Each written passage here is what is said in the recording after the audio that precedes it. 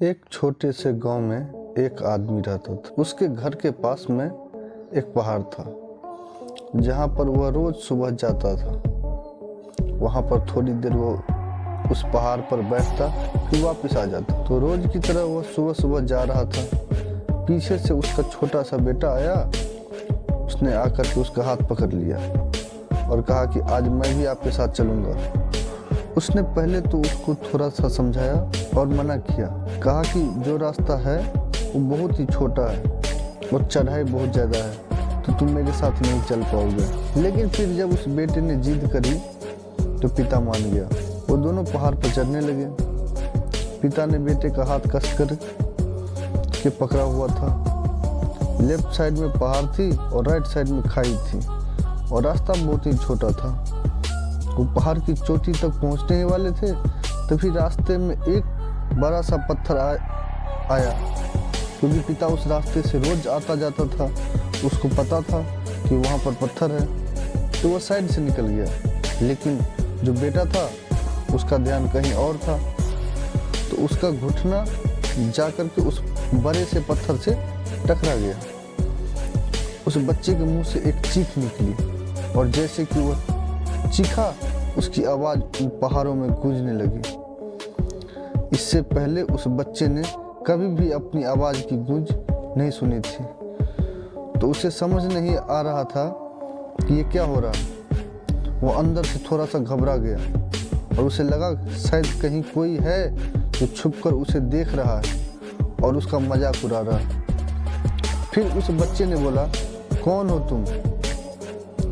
तो जब उस बच्चे ने उस गूंज को सुना तो उसे गुस्सा आ गया। उसे लगा कि कौन है जो मेरा मजाक उड़ाए चला जा रहा। फिर उसने गुस्से से कहा, मैं तुम्हें छोड़ूंगा नहीं। और फिर जैसे ही उसने उस गूंज को सुना वो घबरा गया। उसके पिता समझ गए थे कि क्या हो रहा है। उसने अपने पिता का हाथ कस के पकड़ लिया और उसने पूछा कि कौन है ये जो मुझे इतना तंग कर रहा है?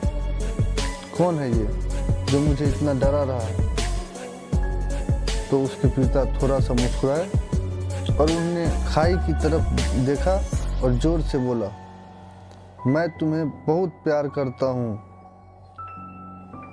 वह सुनकर वह बच्चा हैरान हो गया और उसे समझ नहीं आया कि हो क्या रहा है, क्योंकि वही इंसान जो उसका मजाक उड़ा रहा है, उसको तंग कर रहा है, वह उसके पिता को बोल रहा है कि मैं तुमसे बहुत प्यार करता हूँ। तो उसके पिता अपने बेटे को देखा और वो समझ गए कि उसके मन में क्या चल रहा है। फिर दोबारा उन्होंने बोला, तुम बहुत अच्छे हो। और ये सुनकर उसका बेटा थोड़ा सा मुस्कुराया और पूछा अपने पिता से, ये क्या हो रहा? फिर उसके पिता ने अपने बेटे को समझाया, ये जो आवाज़ तुम सुन रहे हो ना, ये किसी और की नहीं, ये तुम्हारी ही आवाज़ है जो कि पहाड़ों में गूंज रही है और तुम्हें अपनी ही आवाज़ सुनाई दे रही है। जैसे तुम बोलते हो ठीक वैसा ही तुम्हें सुनाई देता है। अगर तुम गुस्से से कुछ कहोगे तो पलट करके जो आवाज़ आएगी उसमें भी गुस्सा होगा, लेकिन अगर तुम कुछ अच्छा कहोगे तो वो आवाज़ भी अच्छी होगी। बिल्कुल इसी तरह से हमारी ज़िंदगी में भी होता है। जैसा तुम अपने मन में इस ज़िंदगी के बारे में सोचते हो, ये ज़िंदगी तुम्हारे लिए बिल्कुल वैसे ही हो जाती है। अगर तुम मन ही मन में अपने आप से ये बोलते रहोगे कि मेरी ज़िंदगी बहुत बुरी है, तो तुम्हारी ज़िंदगी सच में बुरी हो जाएगी। और अगर तुम अपनी ज़िंदगी से प्यार करोगे तो तुम्हारी ज़िंदगी भी तुमसे प्यार करेगी। ये बात उस बच्चे के दिमाग में घर कर गई और फिर वे दोनों उस पहाड़ की चोटी पर गए। लेकिन बच्चे के दिमाग में यही बात घूम रहा था और फिर वह बच्चा खिलखिलाकर हंसा और उसने अपने दोनों हाथ खोले और अपनी पूरी ताकत से बोला, मैं तुमसे बहुत प्यार करता हूँ। जय हिंद, जय भारत।